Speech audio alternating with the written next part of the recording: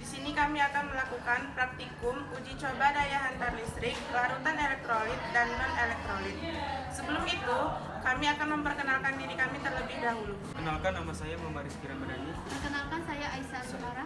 Perkenalkan, nama saya Retno Febrianti. Perkenalkan, saya Gina Salwa. Perkenalkan, nama saya Akbar Fadila.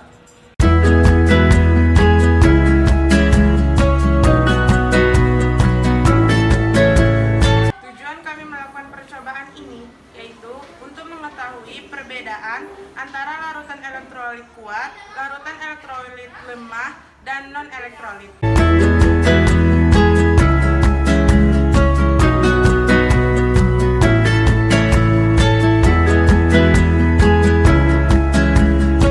Larutan adalah campuran homogen dua zat atau lebih yang saling melarutkan dan masing-masing zat penyusunnya tidak dapat dibedakan lagi secara fisik.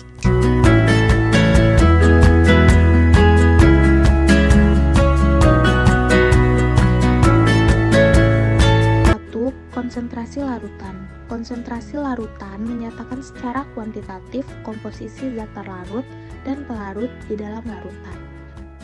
2. Pelarutan. Molekul komponen-komponen larutan berinteraksi langsung dalam keadaan tercampur. 3. Larutan ideal. Bila interaksi antar molekul komponen-komponen larutan sama besar dengan interaksi antar molekul komponen-komponen tersebut pada keadaan murni, terbentuklah suatu idealisasi yang disebut larutan ideal. 4. Sifat koligatif larutan. Larutan cair encer menunjukkan sifat-sifat yang bergantung pada efek kolektif jumlah partikel terlarut, disebut sifat koligatif. Jenis-jenis larutan dapat diklasifikasikan misalnya berdasarkan fase zat terlarut dan pelarutnya.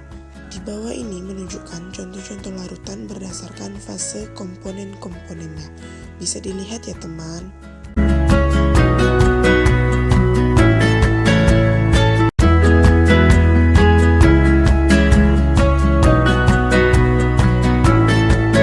Larutan elektrolit adalah larutan yang dapat mengantarkan arus listrik dengan memberikan gejala berupa menyalanya lampu atau timbulnya gelembung gas dalam larutan. 1. Larutan elektrolit kuat. Pada larutan elektrolit kuat, seluruh molekulnya terurai menjadi ion-ion atau terionisasi sempurna. Larutan elektrolit lemah adalah larutan yang dapat memberikan nyala redup ataupun tidak menyala, tetapi masih terdapat gelembung gas pada elektrodanya. Larutan non-elektrolit adalah larutan yang tidak dapat mengantarkan arus listrik dengan memberikan gejala berupa tidak ada gelembung dan lampu tidak menyala.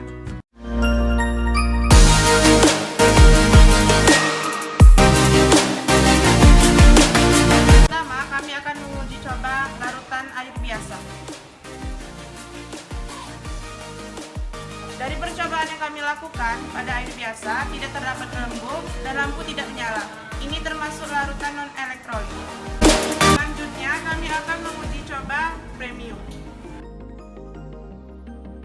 Pada premium tidak terdapat gelembung dan lampu tidak menyala. Ini termasuk larutan non-elektrolit. Sebelum melakukan percobaan selanjutnya, kita membilas paku terlebih dahulu dan lap pada tisu untuk menghilangkan larutan yang kita lakukan pada sebelumnya. Selanjutnya, kami akan mencoba pada larutan Coca-Cola.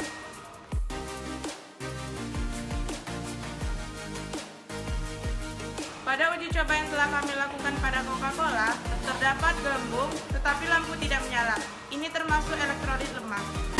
Selanjutnya, kami akan menguji coba larutan garam.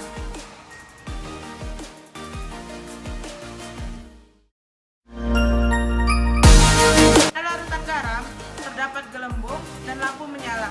Ini termasuk larutan elektrolit kuat. Selanjutnya, kami akan menguji coba larutan gula. Percobaan yang kami lakukan, larutan gula tidak memiliki gelembung dan lampu tidak menyala. Ini termasuk larutan non-elektrolit. Selanjutnya, kami akan mencoba pada larutan Pocari Sweat.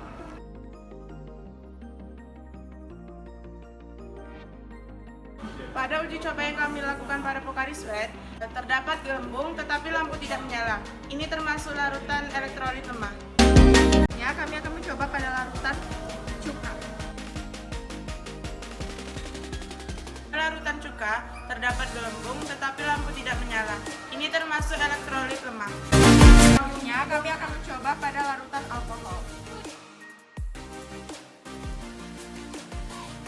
Pada larutan alkohol tidak terdapat gelembung dan lampu tidak menyala. Ini termasuk larutan non-elektrolit.